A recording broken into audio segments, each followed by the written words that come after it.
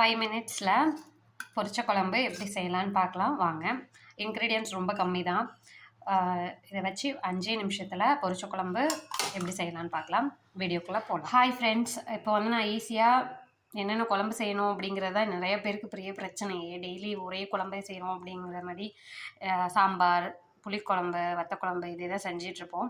எங்கள் ஊரில் இது வந்து செய்வாங்க பொரிச்ச குழம்பு. இது பேர் தெரியுமான்னு எனக்கு தெரியல எல்லாருக்கும். இது வந்து பொரிச்ச குழம்பு எப்படி செய்வோம் அப்படிங்கிறத நான் சொல்ல போகிறேன். இது ஈஸி தான். இதுக்கு வந்து நீங்கள் முக்கியமாக வந்து முருங்கைக்காய் போட்டிங்கன்னா ரொம்ப டேஸ்ட்டாக இருக்கும். உருளைக்கிழங்கு இது ரெண்டும் போட்டு செய்யலாம்.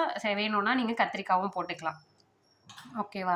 இதில் வந்து நான் தேவையான பொருள் வந்து தக்காளி எடுத்து வச்சுருக்கேன், வெங்காயம், பச்சை மிளகா, கருவேப்பிலை, உருளைக்கிழங்கு, முருங்கைக்காய், தேங்காய் வந்து தேங்காயும் பெருஞ்சீரகமும் அரைச்சி நம்ம ஊற்றுவோம். அதே மாதிரி இஞ்சி பூண்டு பேஸ்ட் போடுவோம்.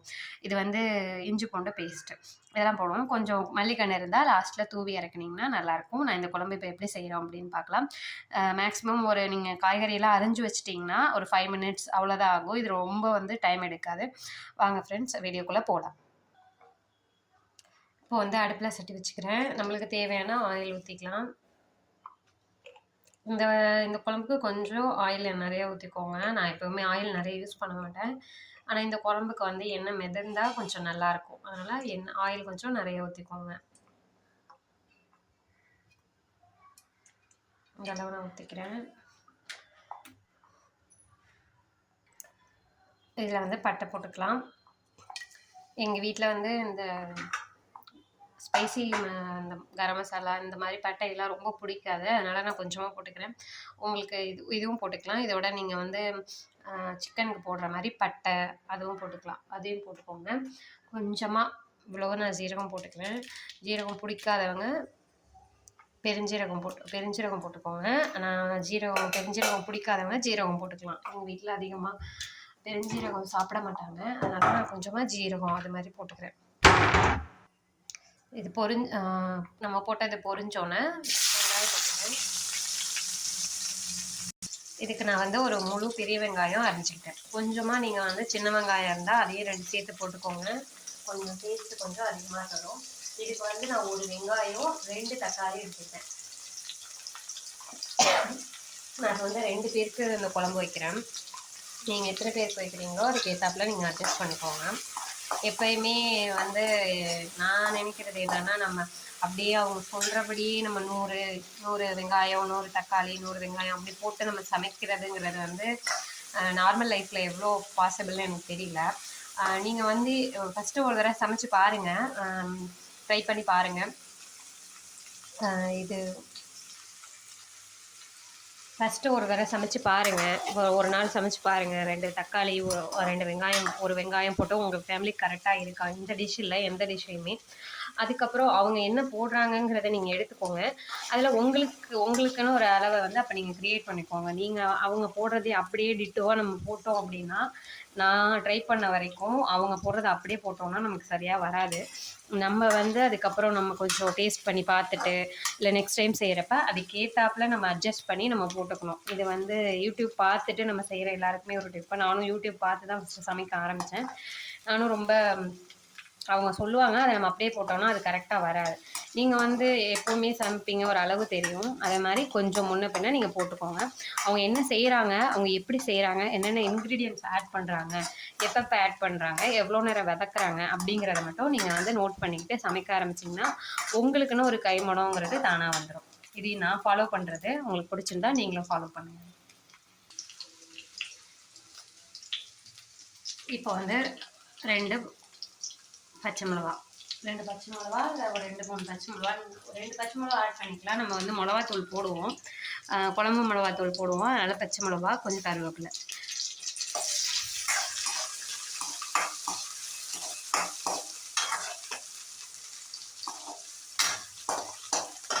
இது வந்து ரொம்ப அப்படியே சுருண்டு பொன்னிறமாக ஆகணும் அப்படிங்கிறது அவசியம் இல்லை. நம்ம சிக்கன் குழம்பு செய்வோம்ல அந்த மாதிரியே இதை வந்து செய்யுங்க. இது அப்படியே மோஸ்ட்லி சிக்கன் குழம்பு மாதிரியே தான் இருக்கும். டேஸ்ட் வந்து நீங்கள் தோசைக்கு, இட்லிக்கு எல்லாம் வச்சுக்கிட்டிங்கன்னா ரொம்ப நல்லாயிருக்கும். ரைஸ்க்கு வச்சுக்குவோம். இது வந்து எங்கள் ஊரில் பொரிச்ச குழம்புன்னு சொல்லுவாங்க. இங்கெல்லாம் அது என்ன குழம்பு சொல்லுவாங்க அப்படின்னு எனக்கு தெரியல.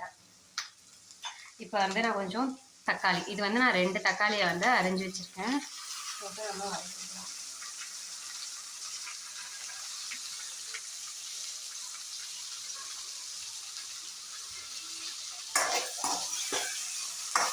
இஞ்சி பூண்டு பேஸ்ட்டு போட்டுட்டும் நீங்கள் தக்காளி போடலாம். நான் வந்து இஞ்சி பூண்டு பேஸ்ட் போட்டால் சட்டியில் நல்லா பிடிச்சிடுது.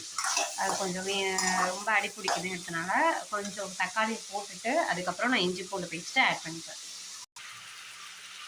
1 ஸ்பூன் இஞ்சி பூண்டு பேஸ்ட்டை ஆட் பண்ணிக்கோங்க. ஆட் பண்ணி இது நல்லா ஸ்மெல் போகணும். எப்போ இஞ்சி பூண்டு பேஸ்ட் போட்டாலுமே நல்லா ஸ்மெல் போக வதக்கிடணும். இல்லைன்னா அந்த பச்சை வாடை வந்து அடிக்கும். அதனால் நம்ம அதுக்கேற்றாப்புல வதக்கிக்கலாம்.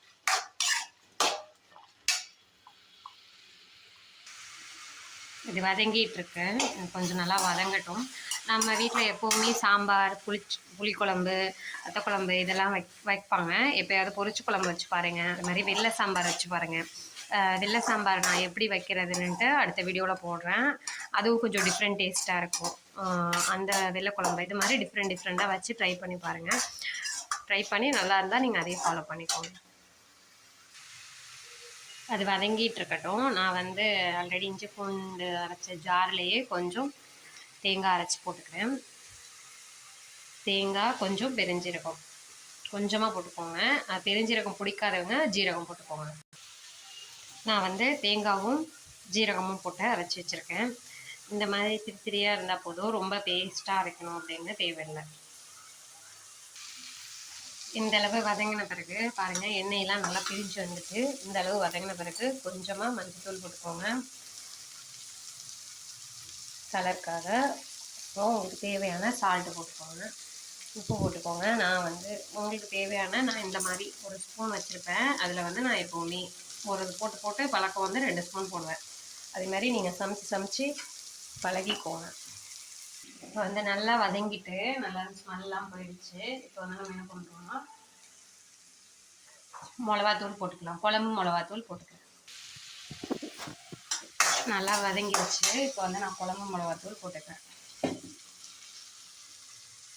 இது வந்து நல்லா காரமாக இருந்ததுன்னு நாங்கள் அரைச்சதுனால 1 ஸ்பூன் போட்டுக்கிறேன். 1 ஸ்பூன் கொஞ்சமாக போட்டுக்கிறேன். நீங்கள் வந்து உங்களுக்கு காரத்துக்கு ஏற்றாப்புல போட்டுக்கோங்க. இது வந்து குழம்பு மிளகாத்தூள். இந்த கடலைப்பருப்பு, மஞ்சத்தூள், இதை மஞ்சள், பெருஞ்சீரகம், ஜீரகம் இதெல்லாம் போட்டு வீட்டில் அரைக்கிறது. இதை தான் நாங்கள் எல்லா குழம்புக்குமே போடுவோம். இதை போட்டு கொஞ்சம் அந்த மிளகாத்தூள் வாடை போய் ஓரளவுக்கு எப்பயுமே வதக்கிக்கோங்க.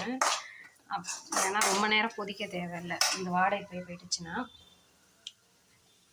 இப்போ வந்து தேவையான அளவு உங்களுக்கு இப்போ வந்து இந்த காயெல்லாம் அள்ளி போட்டுருங்க.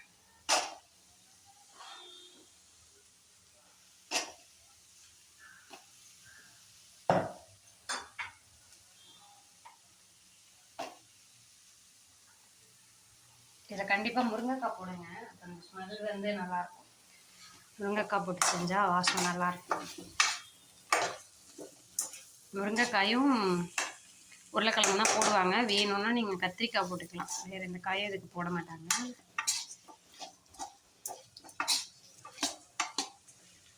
நல்லா இப்போ உங்களுக்கு தேவையான அளவு தண்ணி ஊற்றிக்கோங்க. நம்ம உப்பெல்லாம் போட்டாச்சு, தண்ணி மட்டும் ஊற்றிக்கோங்க. உங்களுக்கு எவ்வளோ குழம்பு வேணுமோ அந்த அளவு தண்ணி ஊற்றிக்கோங்க. நான் வந்து இந்த கிளாஸால் ஒரு 2.5 கிளாஸ் ஊற்றிக்கிட்டேன். காய் முழுகிற அளவுக்கு தண்ணி இருக்கான்னு பார்த்துக்கோங்க. ஏன்னா நம்ம இதை மூடி போட்டு கொதிக்க விட போகிறோம்.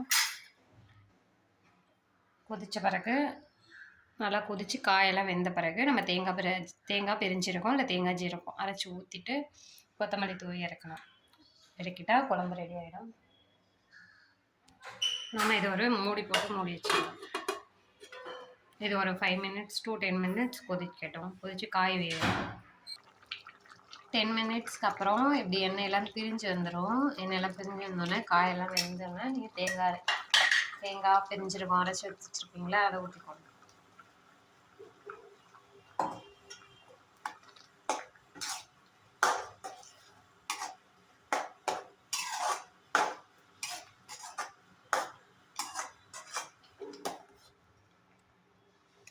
இதில் நீங்கள் கடைசியாக கொஞ்சம் கொத்தமல்லி தூவி இறக்கிக்கலாம்.